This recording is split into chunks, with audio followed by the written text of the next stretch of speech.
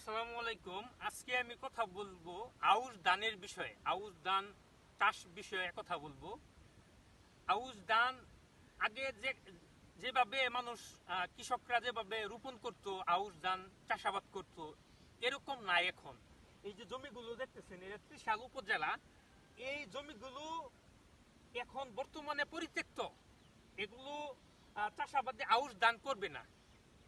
সরকারের করণীয় কি?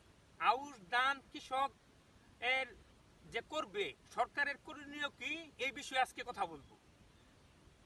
বাংলাদেশের প্রত্যেকটা উপজেলায় কৃষি অফিসার আছে।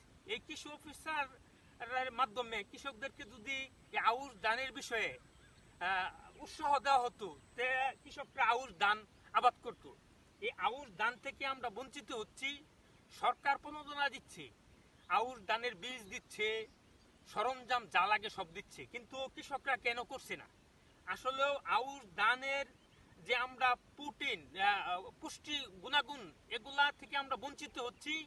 এগুলো আমরা পাচ্ছি না, কৃষকও পাচ্ছে না, কৃষক করতে পারতেছে না। এই কৃষক করার জন্য সরকারের উৎসাহ দেওয়া উচিত। এই বিষয়ে সরকারের ফোকাস করা উচিত। এই বিষয়ে কোনো তদারকি না থাকার কারণে বাংলাদেশে আউশ ধান উঠে গেছে। আউশ ধান অল্প কিছু জায়গা করা হচ্ছে। সাধারণত আমি ময়মনসিংহ জেলার বিভিন্ন উপজেলা যাই, এই আউশ ধানের বিষয়ে আমি কৃষকদের সাথে কথা বলি। তাদের বক্তব্য হচ্ছে, আমরা কৃষি অফিসে বীজ পাওয়ার পর আউশ ধান করতেছি না। আউশ ধান করে না কেন কৃষকরা?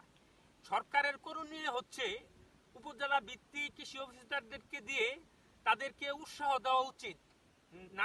না হলে আউশ ধান করা বন্ধ হয়ে গেছে, এগুলা চালু করতে হবে। সরকারের করণীয় হলো এগুলা চালু করতে হবে।